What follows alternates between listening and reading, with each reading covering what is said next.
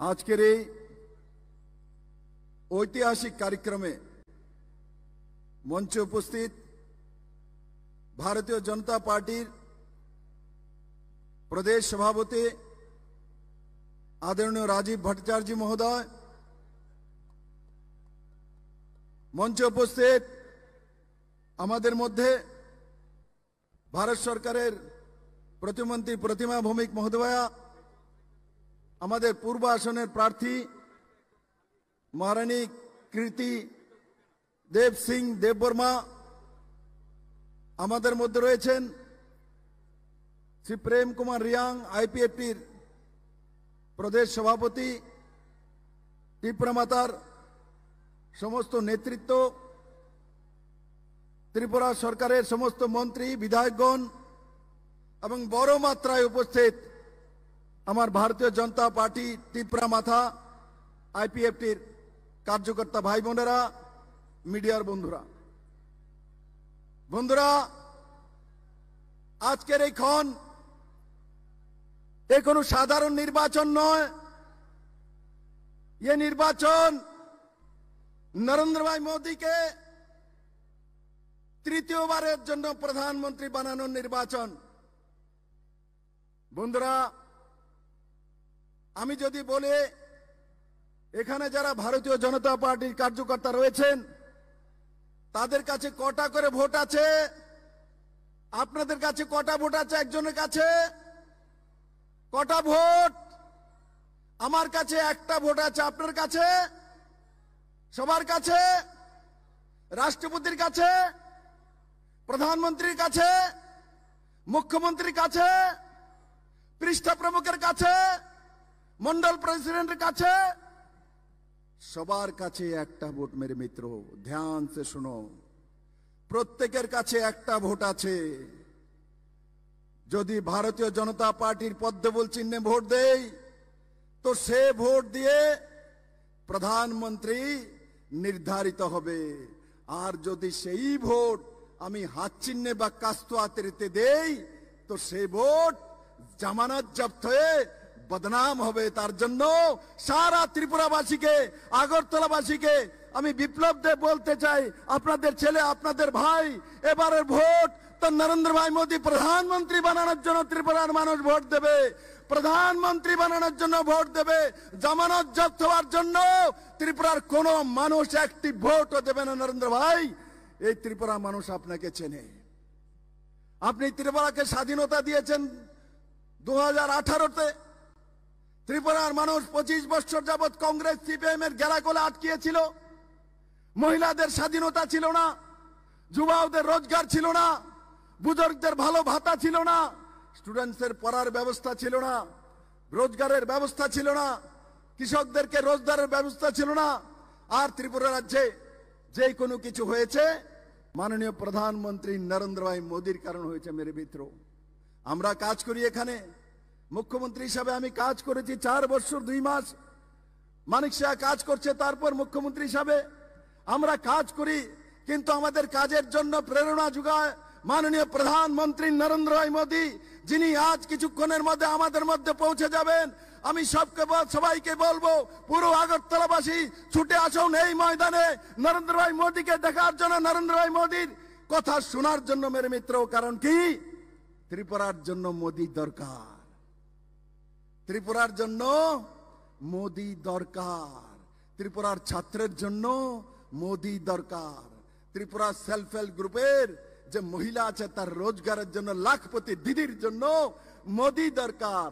ত্রিপুরার বুজুর্গজন যারা বয়স্ক লোক রয়েছেন, এবার নরেন্দ্র ভাই মোদি ঘোষণা করেছেন যারা বয়স্ক লোক আছে, যে কোনো জাত, যে কোনো পন্থ, যে কোনো পার্টির হোক, যারা 60 বছর 70 বছর ঊর্ধ্বে রয়েছেন তাদেরকে 5 লাখ টাকার ইন্স্যুরেন্স হেলথে চিকিৎসা করার জন্য নরেন্দ্র ভাই মোদি দেওয়ার ব্যবস্থা করবেন। মেরে মিত্র, নরেন্দ্র ভাই মোদি দেওয়ার ব্যবস্থা করবেন। বন্ধুরা, তার সঙ্গে সঙ্গে আরো 3 কোটি ঘর দেওয়ার ব্যবস্থা নরেন্দ্র ভাই মোদি করবেন। তার ঘোষণা নরেন্দ্র ভাই মোদি করেছেন। মেরে মিত্র, আর এ রাজ্যে কমিউনিস্ট কংগ্রেসের অবস্থা কি?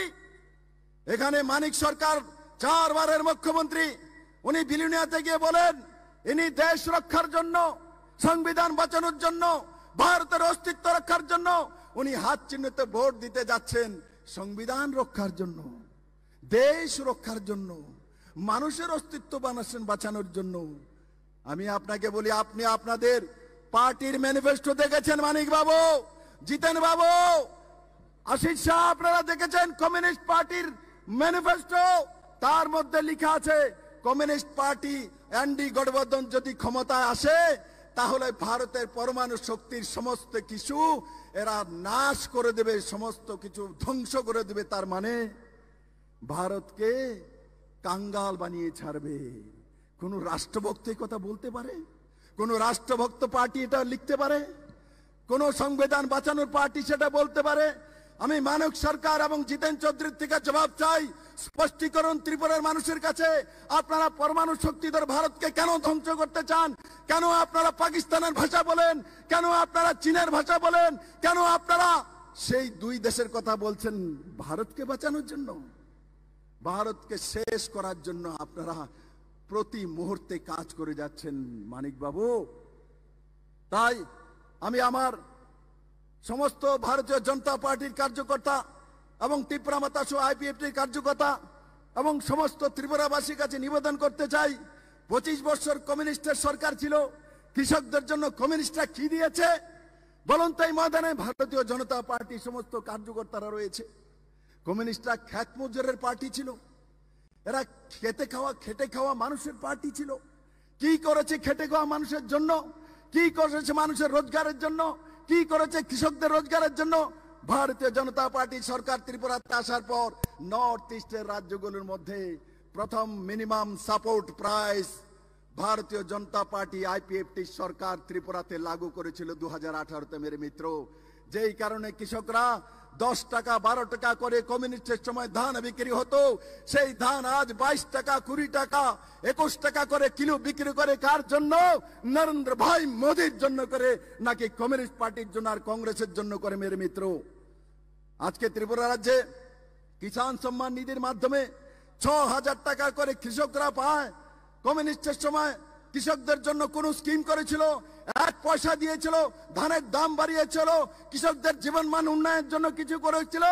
কিন্তু খ্যাত মজুরের নাম দিয়ে কমিউনিস্টরা রাজনীতি করত, মিছিল করত, মিটিং করত, স্ট্রিট কর্নার করত। 25 বছর এর বাইরে কোনো কিছু কৃষকদেরকে দেয়নি মেরে মিত্র।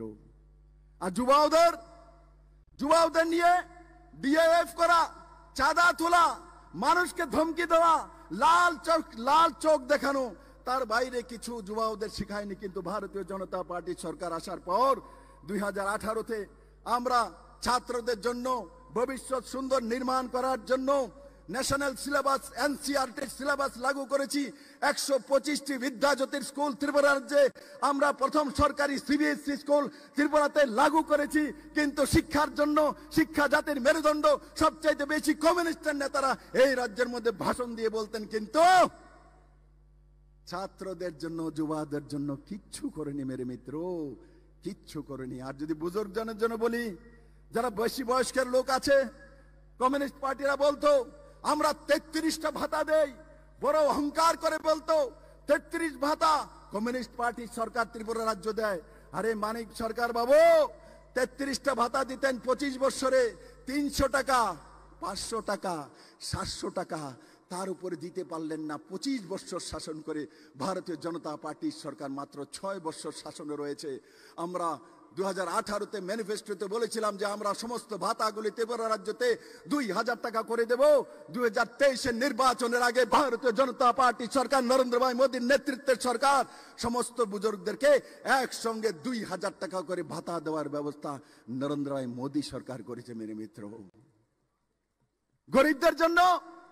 গরিবদের জন্য সবচেয়ে বেশি মায়া কান্না, এই শ্রমিকদের জন্য সবচেয়ে বেশি মায়া কান্না এই কমিউনিস্টকে দিয়েছে। কিন্তু আজ আমি জিজ্ঞাসা করতে চাই, কমিউনিস্টের বন্ধুরা গরিবদের জন্য কি করেছেন?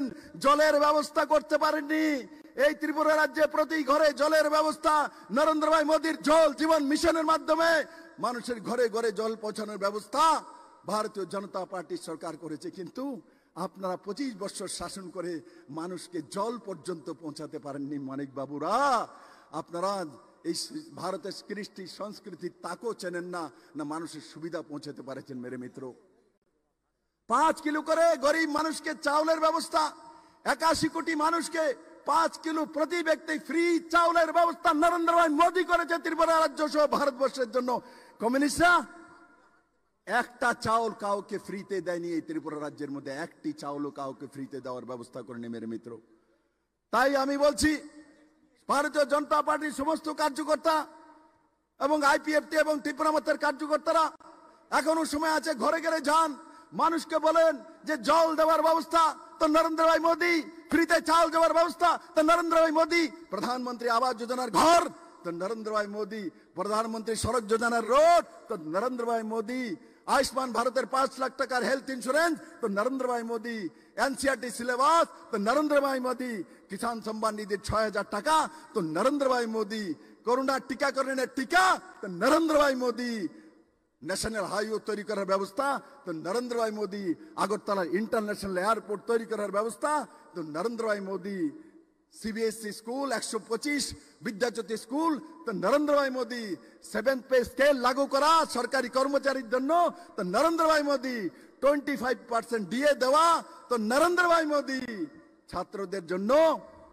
স্কলারশিপ দেওয়া তো নরেন্দ্র ভাই মোদী, মহিলাদের জন্য 33% রিজার্ভেশন এমপিএমএল এর মধ্যে তো নরেন্দ্র ভাই মোদী, আর ত্রিপুরা সরকারের 33% সরকারি চাকরিতে মহিলাদের দেওয়া ব্যবস্থা তো নরেন্দ্র ভাই মোদী, মুসলিম মহিলাদেরকে 3 তালাক থেকে মুক্ত করার ব্যবস্থা তো নরেন্দ্র ভাই মোদী, देश के বাঁচানোর ব্যবস্থা তো নরেন্দ্র ভাই মোদী, देश के दुग्ध उत्पादन 1 नंबर বানানো তো নরেন্দ্র ভাই মোদী, देश के মোটা अनाजे 1 नंबर বানানো তো নরেন্দ্র ভাই মোদী, অটোমোবাইলে দুনিয়ার মধ্যে তৃতীয় স্থানে নিয়ে আসা তো নরেন্দ্র ভাই মোদী, মোবাইল উৎপাদনে ভারত দ্বিতীয় স্থানে চলে আসা তো নরেন্দ্র ভাই মোদী। मेरे मित्रों, চাঁদের দক্ষিণ প্রান্তে স্যাটেলাইট পাঠাবে তো নরেন্দ্র ভাই মোদী, দেশ রক্ষা করবে তো নরেন্দ্র ভাই মোদী, যুবাদের জন্য ভবিষ্যৎ তৈরি করবে তো নরেন্দ্র ভাই মোদী, মহিলাদের জন্য সশক্ত ভারত নির্মাণ করবে তো নরেন্দ্র ভাই মোদী, বুজুর্গজনদের জন্য ইন্স্যুরেন্সের ব্যবস্থা করবে তো নরেন্দ্র ভাই মোদী। मेरे मित्रों, তাহলে কমিউনিস্ট কংগ্রেস কি করবে? কমিউনিস্ট কংগ্রেস কি করবে? এই কমিউনিস্ট কংগ্রেস শুধু জাত পাত পন্থের নামে মানুষকে শোষণ করেছে, বরবাদ করেছে। मेरे मित्रों, এবার সুযোগ আসছে এদেরকে জবাব দেওয়ার। এতদিন এরা ঢঙ্গি রচনা করত, একদল বিরোধী পার্টি কংগ্রেস, আরেক দল ক্ষমতায় থাকতো কমিউনিস্ট পার্টি।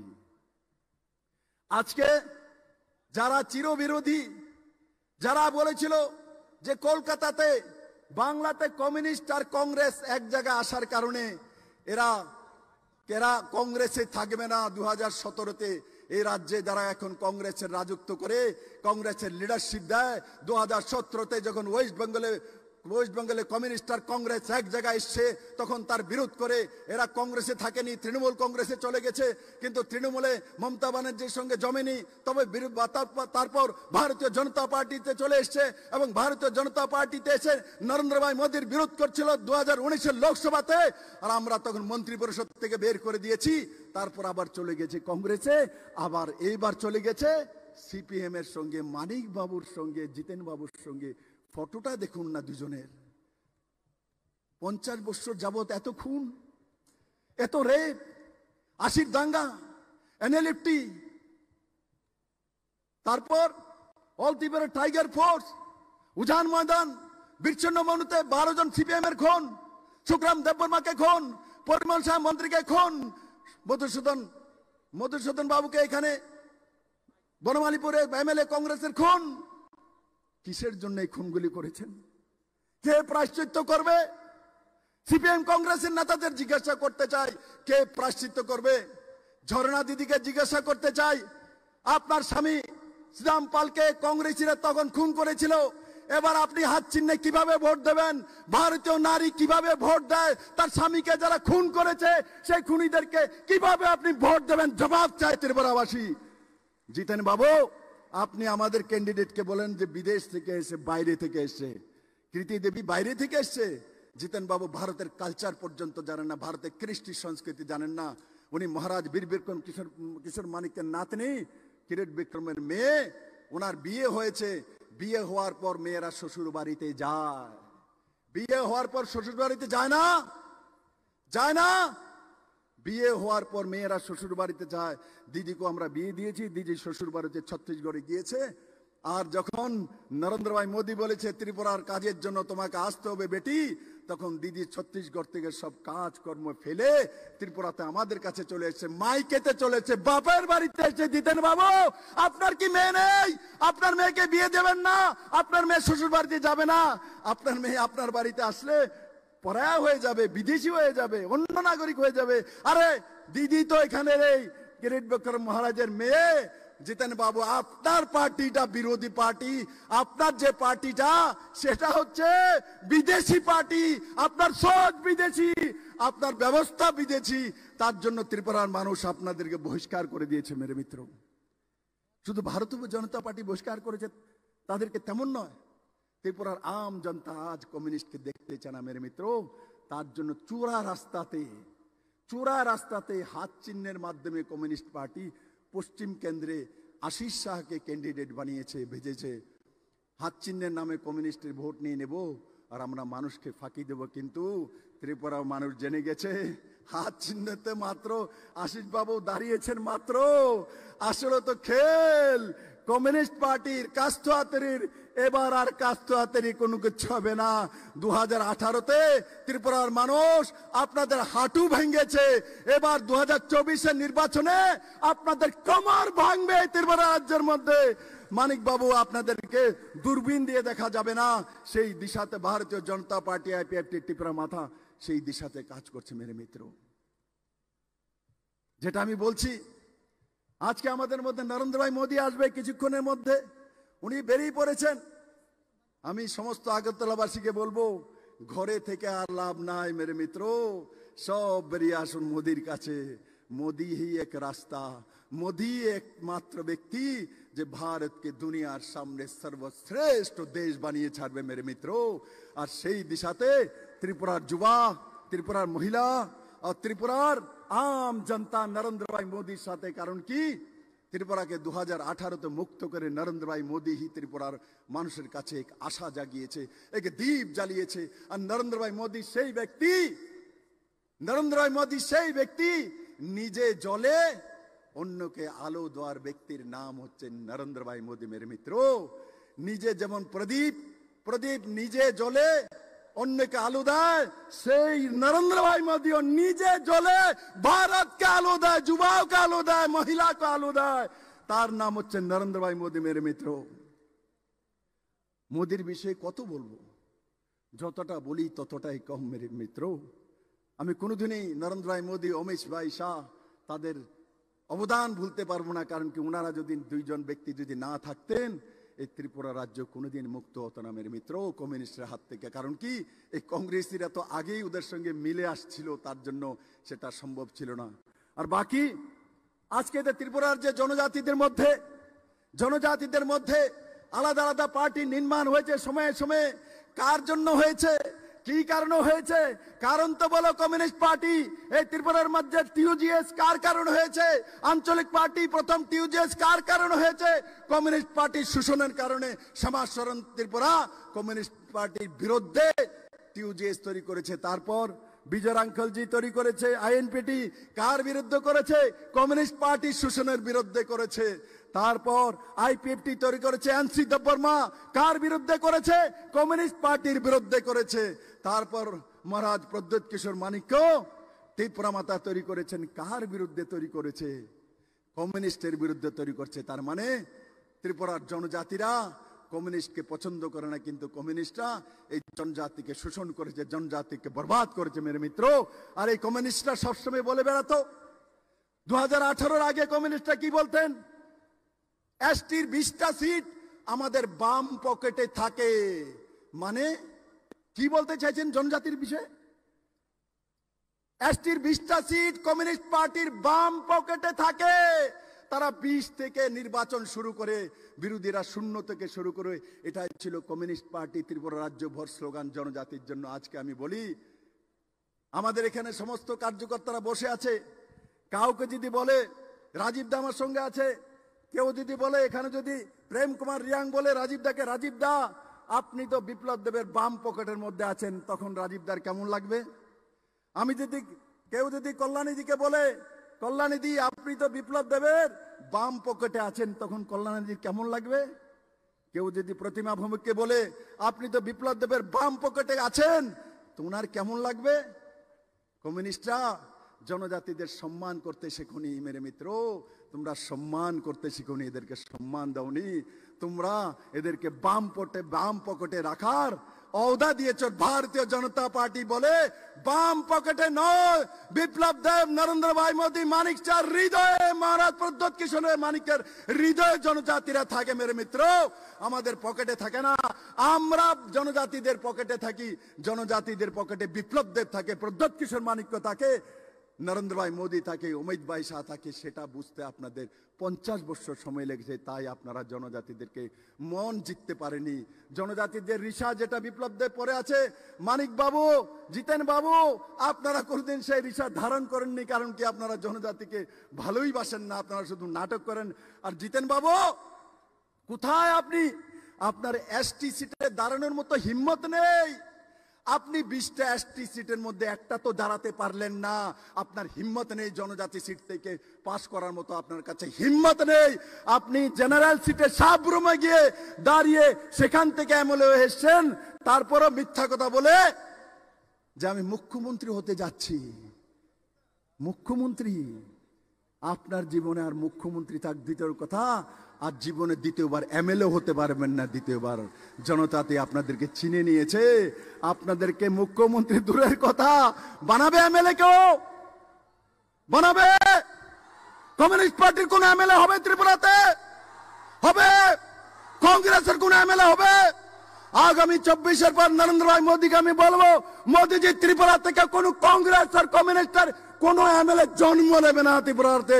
ভারতীয় জনতা পার্টি টিপনা মাতা আইপিএফটি মিলে সেই দিশাতে কাজ করবে মেরে মিত্র। আমি এবার প্রার্থী, আমার কথা একটু কই, বলবো আমার কথা একটু। আমারে কে কে ভোট দিব? যারা হাত ওঠাও তো, কে কে দিব? অনেকে দিত না মনে হইতেছে, হাত উঠছে সবার, নিচে করো, নিচে করো। জিতেন বাবু, মানিক বাবু, দেখো পুরা বিবেকানন্দ ময়দান বলছেন নরেন্দ্র ভাই মোদীকে পদ্ম ফুল পাঠাতে হবে পূর্ব আর পশ্চিম থেকে।